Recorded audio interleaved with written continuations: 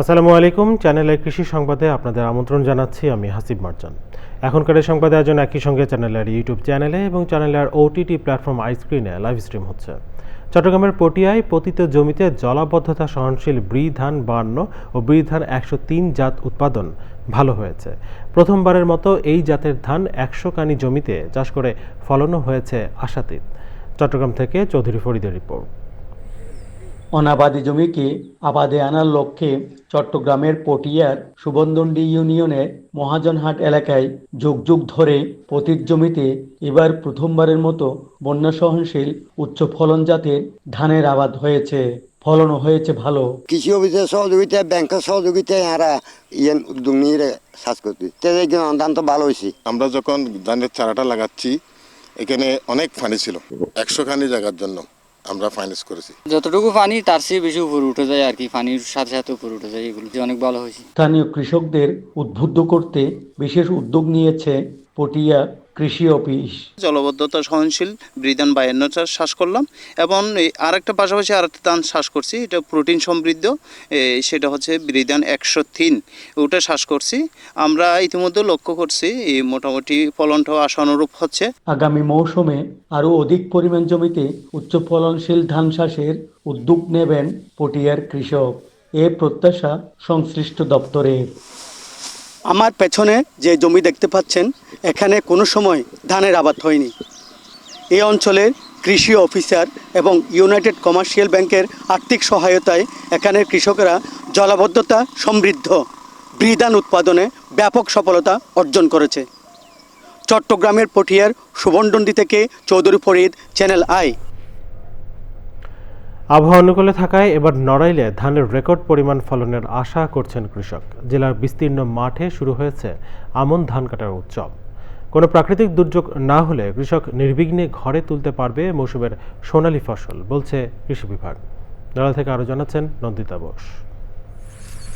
গত কয়েক বছর ধরে আমন ও বড় মৌসুমের প্রাকৃতিক দুর্যোগ, পোকার আক্রমণ সহ নানা কারণে নড়াইলে ধানের উৎপাদন ব্যাহত হচ্ছিল।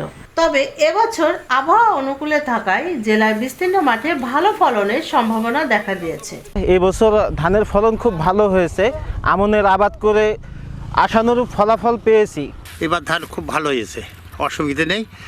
সার, তারপর তেল, ওষুধ সব ঠিক মতো পাওয়া গেছে, কোনো অসুবিধা হয়নি। তবে বাজারে ন্যায্য মূল্য নিয়ে এখনো শঙ্কায় তারা। ধানের তুলনামূলক দাম কম, বাজার থেকে আমরা সার, ওষুধ, তেল সবই আমরা পাইছি, কিন্তু দাম একটু বেশি। চলতি মৌসুমে দাম কম, চাষি যে খরচ হয়েছে তার তো দাম পাচ্ছে না। কৃষি বিভাগের নিয়মিত পরামর্শ পাওয়ায় অন্যান্য বছরের তুলনায় ফলন বেশি বলছেন কৃষক।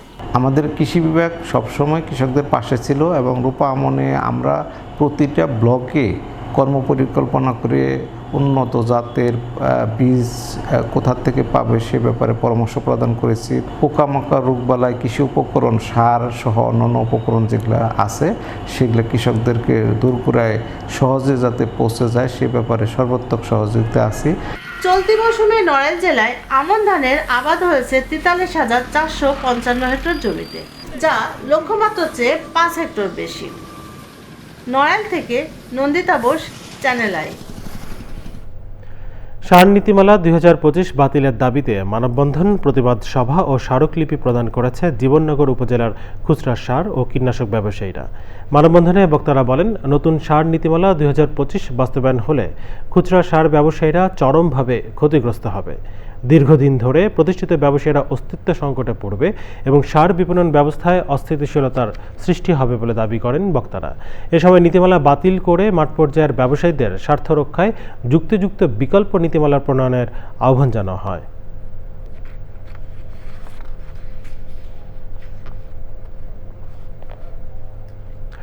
ঝিনাইদহে কৃষি বিভাগের পক্ষ থেকে 2500 কৃষকের মাঝে বিনামূল্যে সার ও বীজ বিতরণ করা হয়েছে। সে সময় সদর উপজেলা কৃষি কর্মকর্তা হোসনে আরা, কৃষি কর্মকর্তা মোহাম্মদ নূরে নবী উপস্থিত ছিলেন। কৃষি বিভাগ জানায়, আসন্ন রবি মৌসুমে উচ্চ ফলনশীল ও হাইব্রিড ধানের আবাদ ও উৎপাদন বৃদ্ধির লক্ষ্যে সদর উপজেলার বিভিন্ন এলাকার কৃষকদের বিনামূল্যে সার ও বীজ দেওয়া হয়েছে। এর মধ্যে 2000 কৃষকের মাঝে জনপ্রতি 5 কেজি বোরো ধানের বীজ ও 500 কৃষকের মাঝে জনপ্রতি 2 কেজি হাইব্রিড ধানের বীজ বিতরণ করা হয়। এছাড়া উপকারভোগী প্রত্যেক কৃষককে 10 কেজি MOP ও 10 কেজি DAP সার দেওয়া হয়েছে। প্রিয় দর্শক, এই ছিল চ্যানেলের কৃষি সংবাদের আজকের আয়োজন। পরবর্তী সংবাদে আমন্ত্রণ জানিয়ে এখানে শেষ করছি। ধন্যবাদ সবাইকে।